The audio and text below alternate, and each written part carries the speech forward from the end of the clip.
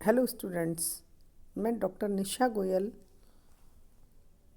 Associate professor political science RD girls college Bharatpur.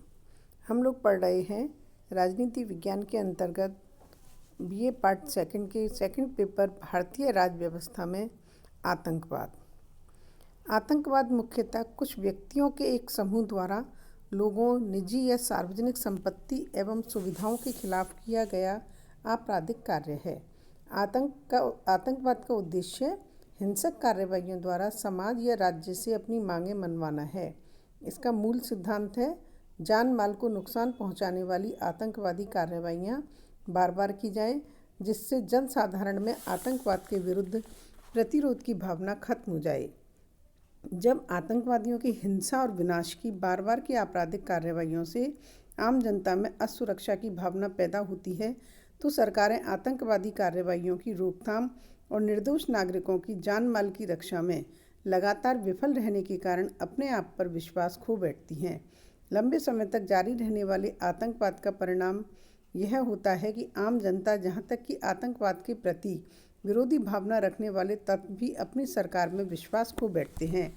इसका परिणाम होता है कि आर्थिक विनाश और राजनीतिक अस्थिरता तथा देर सवेर सरकार का पतन।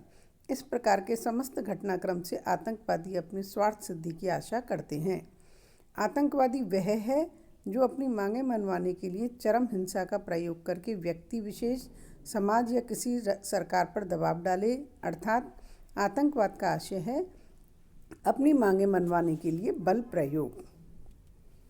शाब्दिक रूप से टेरर, आतंक शब्द लैटिन भाषा से आया है और रोमन समूह की भाषाओं में जड़ जमाने के बाद यह शब्द यूरोप की अन्य भाषाओं में भी प्रचलित हो गया।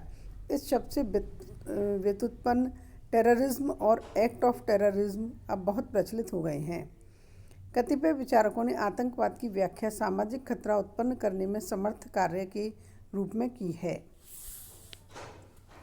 श्वार्ज़ेनबर्गर के अनुसार एक आतंकवादी को उसके तात्कालिक लक्ष्य के संदर्भ में सर्वश्रेष्ठ तरीके से परिभाषित किया जा सकता है। यह लक्ष्य है भय पैदा करने के उद्देश्य से शक्ति का प्रयोग करना और इस प्रकार अपने लक्ष्य की प्राप्ति करना। आतंकवाद की परिभाषा करते हुए ब्रिटेन के एक आधुनिक लेखक पॉल विल्किंसन ने निम्नलिखित भेद करना आवश्यक बताया है: युद्धातंक, दमनात्मक आतंक, क्रांतिकारी आतंक, उपक्रांतिकारी आतंक। राजनीतिक तथा वैचारिक उद्देश्यों से किए गए कृत्य जो राज्य पर अधिकार करने के लिए किए गए अभियान में भाग नहीं लेते हैं। अमेरिका के कैलिम्स ग्रास के अनुसार घरेलू निरंकुशता के विरुद्ध संघर्ष और हिंसा। उन विदेशी विजेताओं के विरुद्ध हिंसा जो राज्यों को नष्ट कर देते हैं और नागरिकों को गुलाम बना लेते हैं। और जनतांत्रिक संस्थाओं के विरुद्ध हिंसा, जैसा कि नाजियों, फासिस्टों और उनके सहायकों ने किया था। पॉल विल्किंसन के आतंकवाद की व्याख्या उस नीति अथवा प्रक्रिया के रूप में की है जिसमें 3 मूल तत्व होते हैं। नंबर 1, आतंकवाद को व्यवस्थित शस्त्र के रूप में प्रयोग करने का निर्णय। नंबर 2, सामान्य से अधिक हिंसा की धमकी या हिंसक कृत्य। नंबर 3, तात्कालिक शिकार और व्यापक राष्ट्रीय तथा अंतर्राष्ट्रीय जनमत पर इस हिंसा का प्रभाव। राजकीय आतंकवाद की व्याख्या में राजनीतिक, जातीय और धार्मिक उद्देश्यों से व्यक्तियों के समूह या जनसंख्या के विरुद्ध अधिकारियों के द्वारा अपनाई गई आतंकवादी नीति समाविष्ट होगी। एक राज्य की गुप्तचर सेवाओं द्वारा दूसरे राज्य के क्षेत्र में की गई आतंकवादी गतिविधियां भी इसमें शामिल होंगी। अब हम देखेंगे आतंकवादी कार्यप्रणाली। आतंकवादी अपने लक्ष्यों की प्राप्ति के लिए सामान्यतया निम्नलिखित प्रणालियों और तकनीकों को अपनाते हैं। नंबर 1, विमानों का अपहरण। नंबर 2, राजनयिकों व प्रमुख हस्तियों का अपहरण। नंबर 3, सार्वजनिक नेताओं की हत्या। नंबर 4, तोड़फोड़ करना और बम आदि रखना। कभी कभी जब आतंकवादी ऐसा सोचते हैं कि 2 समुदायों के बीच घृणा का वातावरण खड़ा करके वे अपने लक्ष्य की प्राप्ति कर सकेंगे, तब उनके द्वारा दूसरे समुदाय के निर्दोष जनों की व्यक्तिगत या सामूहिक हत्या का मार्ग अपनाया जाता है। 1946 में मुस्लिम लीग से जुड़े आतंकवादियों द्वारा भारत विभाजन की मांग मनवाने के लिए ऐसा किया गया था और 1982 से 96 के वर्षों में खालिस्तान की मांग से जुड़े कुछ सिख आतंकवादियों द्वारा इस प्रकार के घृणित आचरण को अपनाया गया था। भारत में प्रमुख आतंकवादी या विद्रोही ग्रुप देखेंगे अब हम। गृह मंत्रालय की एक रिपोर्ट के अनुसार देश के विभिन्न भागों में कुल मिलाकर 175 आतंकी समूह सक्रिय हैं। सर्वाधिक 39 आतंकी समूह मणिपुर में सक्रिय बताए गए हैं। जम्मू कश्मीर में अभी 9 आतंकवादी संगठन सक्रिय हैं, अर्थात जैश ए मोहम्मद, लश्कर ए Taiba, Hizbul Mujahideen, Harkat ul Mujahideen, Al Umar Mujahideen, Jammu and Kashmir Islamic front, Al Badr, Jamaat ul Mujahideen और दुख्तरन ए मिलान। इन्हें आतंकवाद निवारण अधिनियम 2002 के अंतर्गत आतंकवादी संगठन घोषित किया गया है। अब इस अधिनियम को निरस्त कर दिया गया है। ये गुट विधि विरुद्ध क्रियाकलाप निवारण अधिनियम 2004 के अधीन प्रतिबंधित बने रहे। पूर्वोत्तर के मुख्य विद्रोही ग्रुप असम में United Liberation Front of Assam ULFA. Number 2 National Democratic Front of Bodoland. Manipur People's Liberation Army, United National Liberation Front, People's Revolutionary Party of Kangleipak Communist Party, Kangleiyawol Kanba group, Manipur People's Liberation Front और रिवॉल्यूशनरी पीपुल्स फ्रंट। त्रिपुरा में All Tripura Tiger Force, National Liberation Front of Tripura. Meghalaya में Achik National Volunteer Council, Hynniewtrep National Liberation Council. इन सभी संगठनों को विधि विरुद्ध क्रियाकलाप निवारण अधिनियम 1967 के तहत विधि विरुद्ध संगठन के रूप में घोषित किया गया है।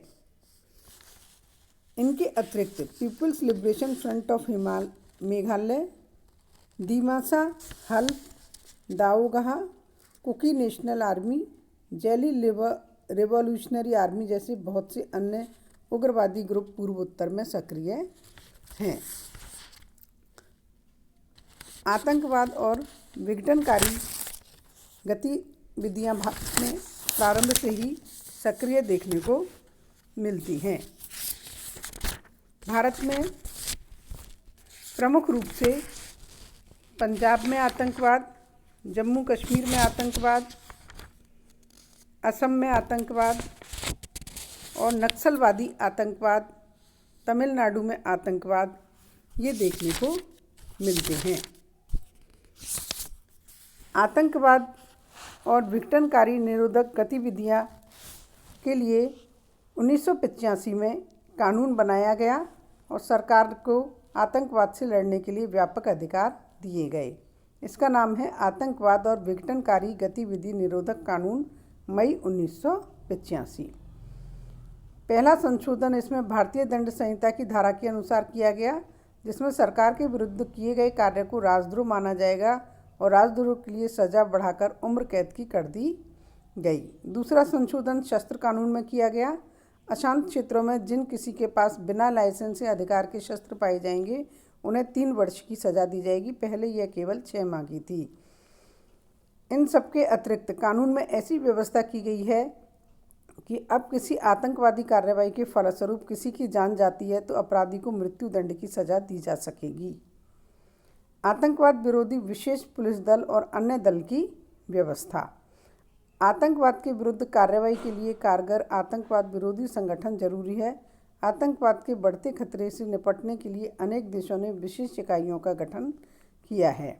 पश्चिमी जर्मनी ने GSG-9, ब्रिटेन ने SAS और अमेरिका ने ग्रीन बेरेट्स और रेंजर्स का गठन किया है। इजराइल के पास भी आतंकवाद से निपटने के लिए विशेषीकृत कमांडो बल है।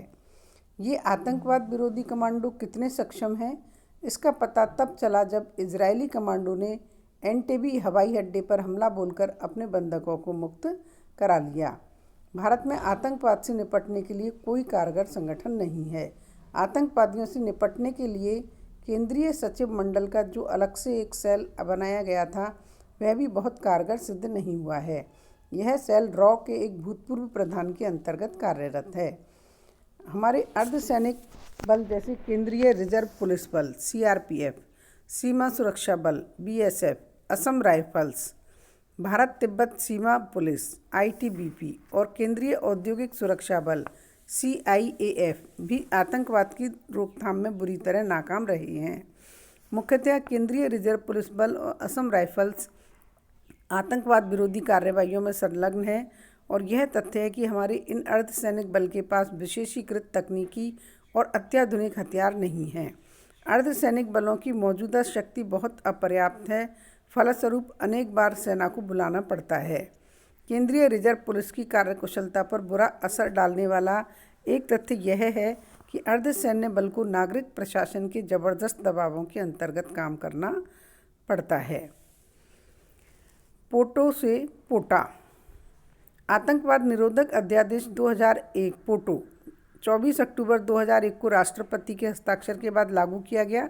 इस अध्यादेश में आतंकवाद की व्यापक परिभाषा दी गई। पोटो के अंतर्गत अधिकतम मृत्युदंड और न्यूनतम 5 वर्ष की कैद का प्रावधान किया गया।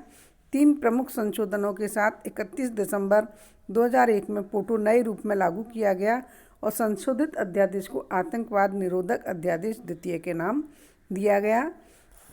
26 मार्च 2002 को संपन्न संसद की संयुक्त बैठक में पोटो के स्थान पर पोटा आतंकवाद निरोधक विधेयक पारित कर दिया गया, जिसे 2 अप्रैल 2002 को राष्ट्रपति की मंजूरी मिलने के बाद तत्काल प्रभाव से लागू कर दिया गया। पोटा के प्रमुख प्रावधान इस प्रकार हैं। इसके अंतर्गत गिरफ्तारी 1 वर्ष तक जमानत नहीं, बिना मुकदमे का विचारण किए 90 दिन तक हिरासत में रखने का प्रावधान, कत्लेआम मचाने वाले आतंककारियों को मौत की सज़ा का संभव, आतंकवाद की अन्य कार्रवाइयों के लिए उम्र कैद की सज़ा का प्रावधान, आतंककारियों की सहायता करने वालों की नकद या संपत्ति को जब्त करने का अधिकार, पुलिस ने निजी टेलीफोन टेप करने का अधिकार, पुलिस के समक्ष दिया गया बयान साक्ष्य के रूप में मान्य।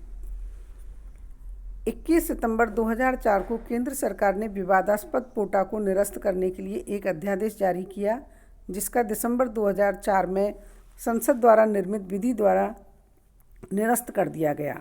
तथापि आतंकवाद से निपटने के लिए गैर कानूनी गतिविधियां निवारण अधिनियम 1967 को अधिक प्रभावी बना दिया गया है।